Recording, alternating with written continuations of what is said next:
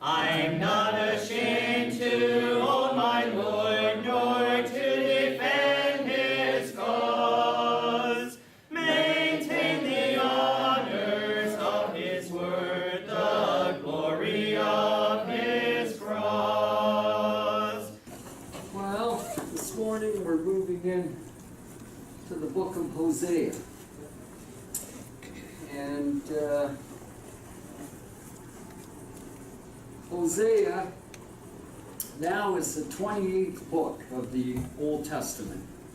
And it is the 6th book in the books of prophecy. And that being Isaiah, that's where we started the major prophets, Isaiah through Malachi. And we have now covered the 5 major prophets and are moving into the 12 minor prophets. And so with some practice in the minor prophets, we'll be finding and thumbing our way through these books in no time. Because unlike Jeremy, I can't get all my passages onto the PowerPoints. But I put a couple on. But I want us to consider for a moment the thought of major and minor. Dave has asked us, why is Hosea considered a minor prophet instead of a major prophet? And this question may have some thinking that it implies a difference of importance between each group.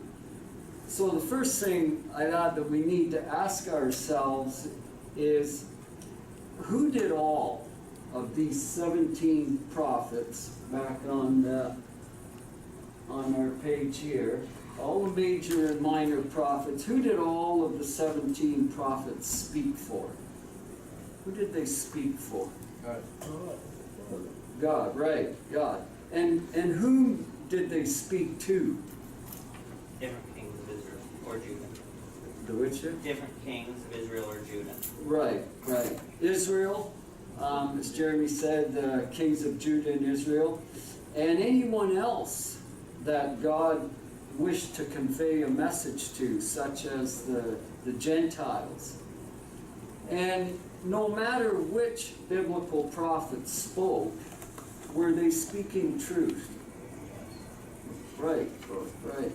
So we understand now that their words were all equally important, weren't they? So why the different titles? Maybe, what do you think? The major ones are longer books, and the short and the minor are shorter. Not insignificant, but just short. Shorter. Right, exactly, Kala. One writer explained it this way, that the minor prophets were simply brief in words, but mighty in meaning. So there is no difference. And actually, if you remember the Hebrew Bible, this section was simply called the 12. But modern day translators have coined the term major and minor prophets. Jeremy?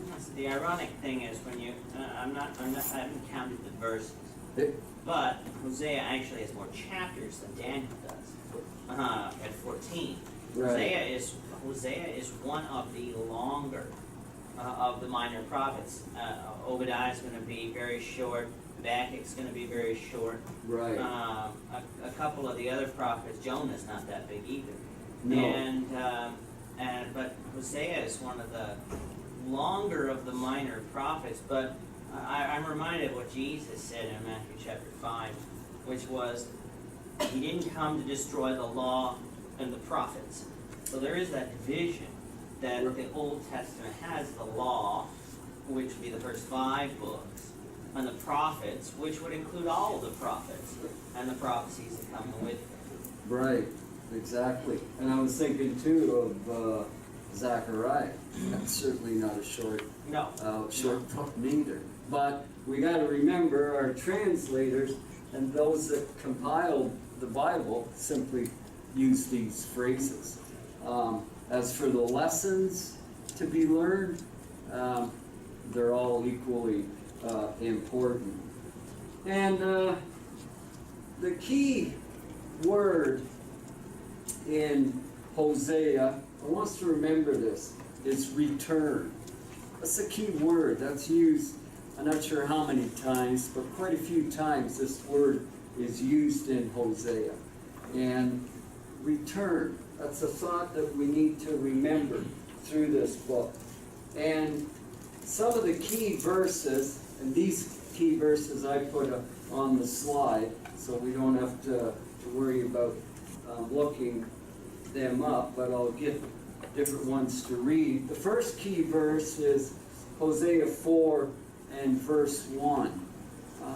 Let's start with Jeremy, please. Hosea 4, verse 1. Yeah, Hosea 4 and verse 1. Hear the word of the Lord, you children of Israel. For the Lord brings a charge against the inhabitants of the land. There is no truth or mercy or knowledge of God in the land. Oh, I had it up there, I'm sorry. Yeah, no, that's all right. I only put 3 up, and the rest we're going to thumb through our Bibles, and I'll try and And Hosea 4 and 6 is another key verse. Tammy? My people are destroyed for lack of knowledge. Because you have rejected knowledge, I also will reject you from being my priest. Since you have forgotten the law of your God, I also will forget your children. Okay, and we need to remember what these verses are saying, what God is saying here, because it helps us to understand what Hosea was after. In Hosea 11, verse 7 and 9, Gord, do you want to read that? Sure. So my people are bent on turning from me, though they call them to the one on high. Not at all exalts him. None at all exalts him. How can I give you up, O Ephraim? How can I surrender you, O Israel? How can I make you like Admah? How can I treat you like Zebulun? My heart is turned over with me. All my compassions are kindled. I will not execute my fierce anger. I will not destroy Ephraim again, for I am God and not man, the Holy One in your midst, and I will not come in wrath. Okay. I won't forget you, Kyle. I didn't have the verses there, so I didn't know where to split it Just up. gave me all the hard names. But this one, yeah, Admah, and I had Tammy help me with Zeboim, which, remember, these are Hebrew words, and like the names, and they're a challenge for us. But though the prophets called the people to God, okay, so far from Isaiah and now into Hosea, they were bent on backsliding. And how could he destroy them? This is what God is saying here. How could he destroy them like those cities, Admah and Zeboim? They were in Sodom and Gomorrah plains. And, you know, think about this. Israel is bent on refusing to obey God. But yet in God's heart, he's saying, how can I destroy them? These were his children. And God is making known here what I class as his deepest compassions for his people. You know, we need to think about that. And we too will be moved in heart. God was trying to move Israel's heart here to obey him, but as we study Hosea, we're going to be moved in heart and mind, or we should be, as we read of God's grace in this book of Hosea. And so then we move into the section of our origin of Hosea and the title, and we're asked, what is the meaning of Hosea, and how does the prophet's name relate to the content of the book? First, what's Hosea's name mean? Salvation. Right, salvation. I think the root of Hosea is the same as Joshua. Joshua was salvation, and also Jesus whatever the root word here for Hosea was kind of the same. And Hosea, he preached in the northern kingdom. And we're going to see through the book where Israel is referred to a lot as Ephraim. And Ephraim was actually the biggest tribe in the northern kingdom. And so a lot of times that's used instead of Israel. And I think there was another word that Hosea used for Israel. I'm just not sure of that at the moment. But that's who he's speaking of. And when Hosea started his ministry, Jeroboam II was king. And it was actually a great time of prosperity for Israel. But the nation itself, and we've heard this kind of terminology from Jeremy a lot, but it was rotting away inwardly. Sins unimaginable were rampant in Israel at this time. And also, along with that, Israel's making alliances with foreign nations to protect them, instead of trusting in God to lead and protect them. Usually that goes hand in hand with prosperity. When there's persecution and troubled times, sometimes you'll have people turn back to God in despair. But when the good times come, people forget God and get off into sin, and prosperity can do that. Right. We begin trusting in ourselves. We'll see that through this book. But the prophet's name means salvation. How does the prophet's name relate to the content of the book? What do you think? If you've been reading ahead, I'll read my thoughts after, but just first of all, Tim. Well, the prophets were always passing on God's message of salvation to the people, that they needed to follow Him in order to be saved. Right, exactly. And we see that in this book like 100-fold. As Tammy said, God's message is directly to them, to those 10 tribes at this time, and exposing their sins so they should take note, and warning them of the coming judgment. And there is also a message of hope for the future, as we shall see. But what I found, the unique thing about his message, is that Hosea had to live it himself before he could preach it to the people. And we're going to see as we go through the book.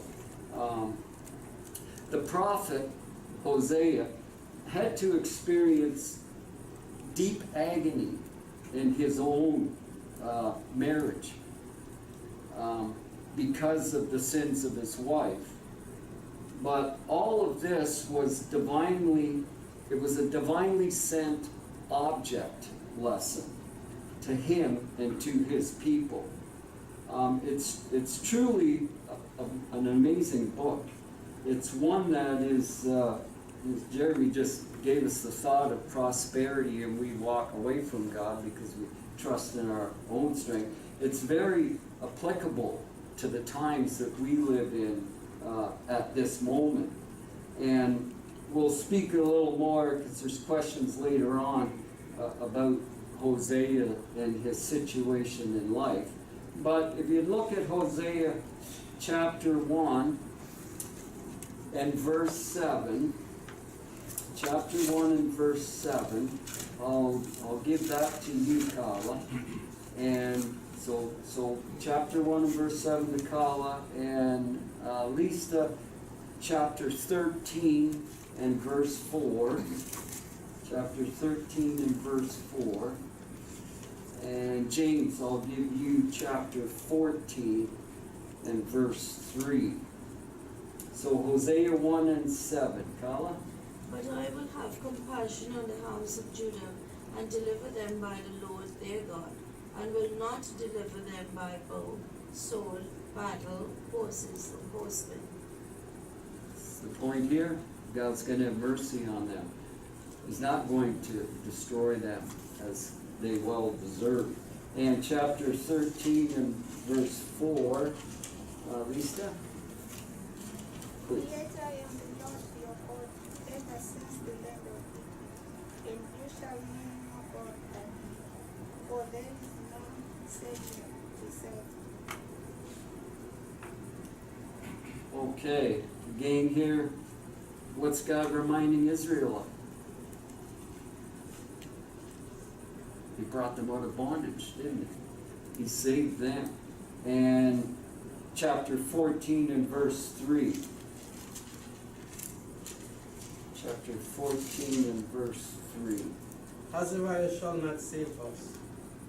We will not ride on horses, nor will we have any more to work of our hands. You are our God. You are our gods, for in you the fatherless finds mercy. Okay, here was a point in time Israel understood what God had done for them, and yet it didn't last very long, did it? They just forgot it. And so those are a few other verses that I wanted us to read and take note of. Before you get going. Yep. It's amazing to me. Israel had no good king. From Jeroboam the first to Hosea at the end, had no good king. Yet God didn't abandon them all the way through. They were his people. Now, he was not pleased with them. He would not accept them in sin. But he tried and tried and tried to get them to return. They were stubborn and didn't, and paid the price for it. But he didn't abandon them. They abandoned him. Exactly. And as I said, we don't want to go into Hosea's life too much, but just what Jeremy said, God showed Israel how much he loved them by using the example of marriage. And that ought to really move upon us, because we understand that relationship. And we see that. We see what Hosea, we will see what his life consisted of and how he acted to it. And yet that was all a point to Israel. Here's God pleading with them. And as Jeremy said, I tried to get a chart of the kings, and I'll have to make one myself, because you can't copy the good ones. You couldn't copy them on off the internet. But I'm going to make one up for us. It just helps us get the whole picture. But like Jeremy said, not one king in the northern tribes was faithful. And yet God never abandoned them completely, did he? That's amazing. All the years that went through through that time. And I do have a point on that with our next question, but the next part we look at is the author, and we're asked, who is Hosea, and what evidence exists to show that he wrote the book? And before we just answer that, again, the situation here, the 10 tribes, you remember when we studied the history books of Israel, the 10 tribes had set up an independent kingdom, didn't they? With the golden calf, remember that? The golden calf that Jeroboam set up. And it was its national god. God was no more in their thoughts. The golden calf was who they worshiped under the rule of King Jeroboam. And now, I think roughly 160 years have passed since the reign of Jeroboam the first, and the nation's fallen deeper and deeper into sin. It's pathetic what Israel is doing. As we study, we'll see that. And meantime, God has sent, I believe, the prophets Elijah, Elisha, and Micah. And now in this period of time, Jonah and Amos and Hosea, God is sending them to speak to the nation. So it just gives us an idea of the mindset in Israel at the time. But what do we know about Hosea? First verse says he's the son of Beeri. Right, and that's really about it. To go on your other question, the first chapter gives us when the Lord speaks to Hosea. He's talking about go take for yourself a wife of harlotry, children of harlotry. The land has committed great harlotry. So you're going to see that in the first couple chapters where God uses Hosea as symbolic of what Israel has done. Right. You're going to see Hosea's relationship with his wife, who his wife was, and as a symbol of Israel's relationship to God, she had gone off into harlotry and serving other gods. Right. And so God's using Hosea that way. Right, exactly, Jeremy. I didn't want to go into a lot of in-depth yet of Hosea's life because we're going to cover that. Dave has some questions, so we won't go too much into that. But again, like we said, it's an object lesson. God is using Hosea in his life to show Israel the position that they're in. And so, as Jeremy said, he's the son of Beeri, and he was apparently a citizen of the northern kingdom. In chapter 7 and verse 5, we read there, chapter 7 and verse 5. The which? Annette, do you want to look at Hosea? Okay. Chapter 7 and verse 5. Chapter 7 and verse 5. Okay. In the day of our king, princes have made him sick, inflamed with wine. He stretches out his hands with scoffers. Okay. That's pretty much, we know who he's the son of, and Hosea says here, in the day of our king. So we presume that Hosea is a citizen of the northern kingdom. And we know a little more of his ancestry. That's about all we're told of. Hosea 1 and verses 1 and 2, we get a time frame there. The word of the Lord that came to Hosea, the son of Beeri, in the days of Uzziah, Jotham, Ahaz, and Hezekiah. They were the kings of Judah at that time. And in the days of Jeroboam, that was the northern kingdom, the son of Joash, king of Israel. And so we presume then that Hosea is in the northern kingdom. And chapter 3 and 1, all we know again of his ancestry, well, all we know of him at the moment is that then the Lord said to me, this is what Jeremy was relating to, go again, love a woman who is loved by a lover. Oh, sorry, no, I didn't want that verse in there yet. We'll save that one. That's speaking for later on. Jumping ahead. And also Romans 9, for those of the critics, and we've seen that in every Old Testament book we've studied so far, that critics say, oh, you know, it didn't exist, these weren't really true stories. But look at Romans 9, that's the Apostle Paul. Romans 9, verses 25 and 26. We'll go to James for those, and Dion, if you want to read. But Romans 9, verses 25 and 26. As he says also in Hosea, I will call them my people, who were not my people, and her beloved, who was not my beloved. And it shall come to pass in the place where it was said to them, You are not my people. They shall be called sons of the living God. Okay, so Paul lays claim to the fact, doesn't he, that Hosea existed, and these are the words of Hosea.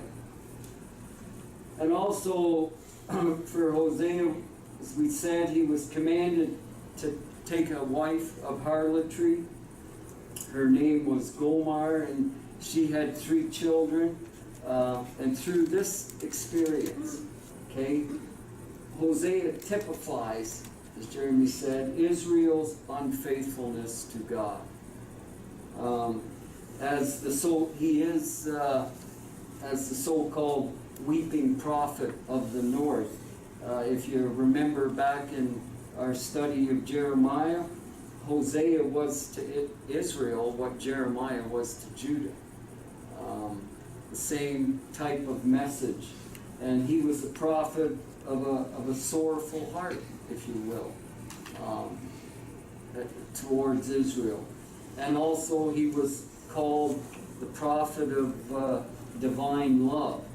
And as I said, for now we won't go too much into depth concerning his family life and the questions that arise from that, as we'll find those questions later on concerning his unusual life. But we'll touch on that later on.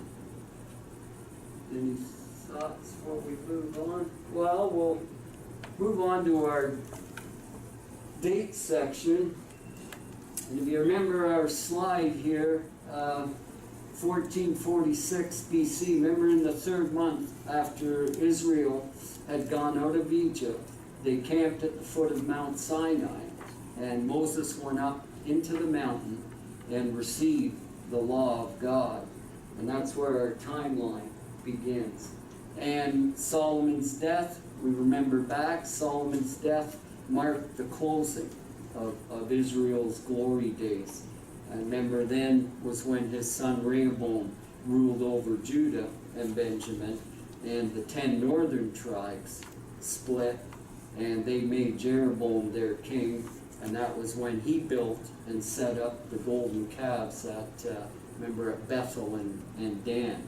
And his idea was to keep the people in the northern part, keep them separated from Judah, and in a sense separated from God. That's why he set up the golden calves.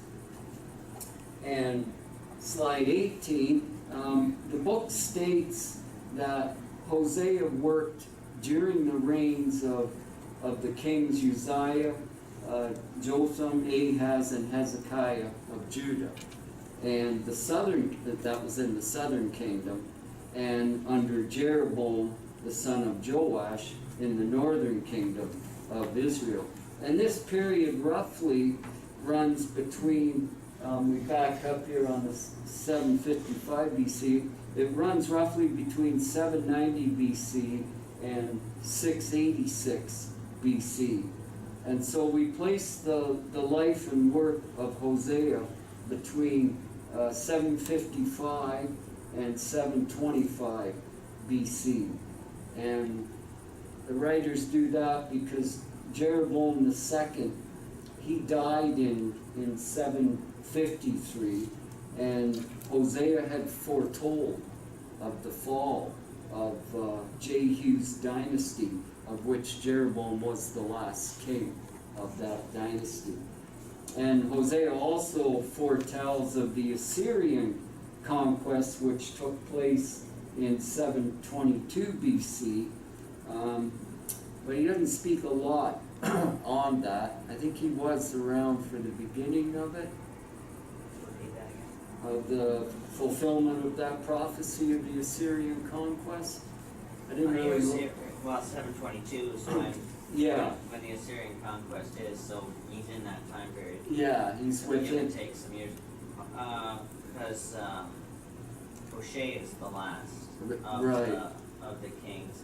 and it comes pretty quickly. I didn't check the years, but I think there's about 3 or 4 kings that don't last very long. Right. And Right. so, I think there was one that lasted 2 weeks somewhere back in history. But like we said before, we don't get bogged down in the dates. But this 722 was the fall of the northern kingdom. And as we studied in Daniel, remember Judah, though loved by God, was also carried into captivity for her sins in 586.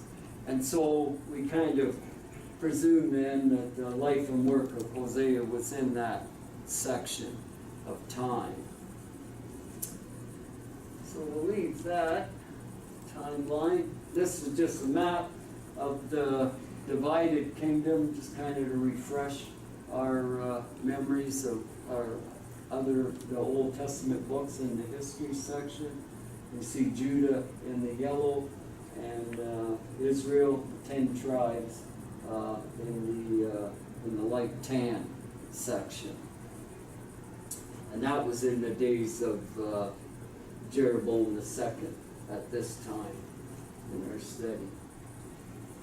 And so then we'll move into the purpose of Hosea. And we'll probably end our class with this question, as that's as far as I got in the lesson yesterday. So, but we're asked here, according to Hosea, why should Israel have been faithful and loyal to God? We turn to Hosea chapter 11. Hosea chapter 11, we'll move over to Shudong or Robin. Robin, you read Hosea 11. You can read the first 2 verses, and then we'll go to Shudong, and you can read verses 3 and 4.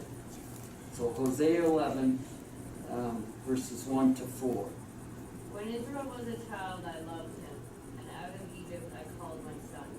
As they called them, so they went from them. They sacrificed to the Baals and burned incense to carved images. I taught Ephraim to walk, taken by their arms, but they did not know that I healed them. I draw them with gentle cords, with bands of knowledge, and I was to them as those who take the yoke from the neck. I stopped and faced them. Okay. We need to take to heart what we read here in Hosea. It's just as applicable the point that God's trying to make here. But this is the 3rd time now that the prophet Hosea goes back in history, back to the early times of Israel, to help Israel see that they had repaid God for his faithfulness and God's proofs of love with nothing but their ingratitude and their unfaithfulness. That's how they paid God back. If you look back at chapter 10 and verse 1, chapter 10 and verse 1. Freelon, do you want to read that, please? I don't have it up on the screen, no. On your chapter 10 and verse 1. Israel is in unfaithful. He relentless for all of his self. According to the multitude of his flock in place, in present day, honors. The good was a godless of his mind and have made images. Okay. Everything in that verse is just Israel about themselves. In chapter 9 and verse 10, Henry.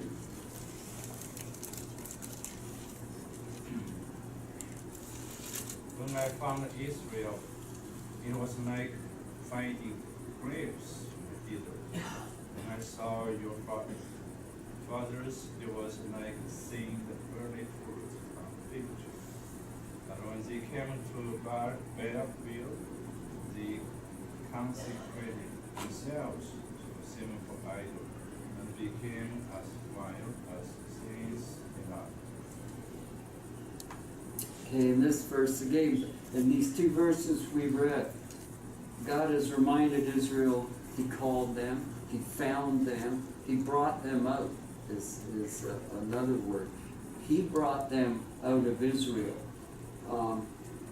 watched over them, and guided them. The prophets that He sent to them to speak to them, they too were met with indifference from the people. They didn't respect any of the prophets. And the analogies that were used in verse 4 of chapter 11. In verse 4 here, God says, I drew them with gentle cords, with bands of love. And I was to them as those who take the yoke from their neck. The idea of drawing them with gentle cords and bands of love are things that we can understand, and it's showing God's compassion for them, and His care for them, His guidance to them.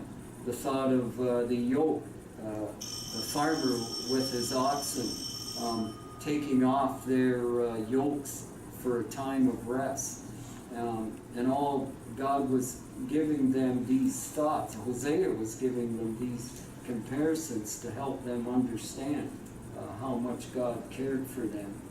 I'm not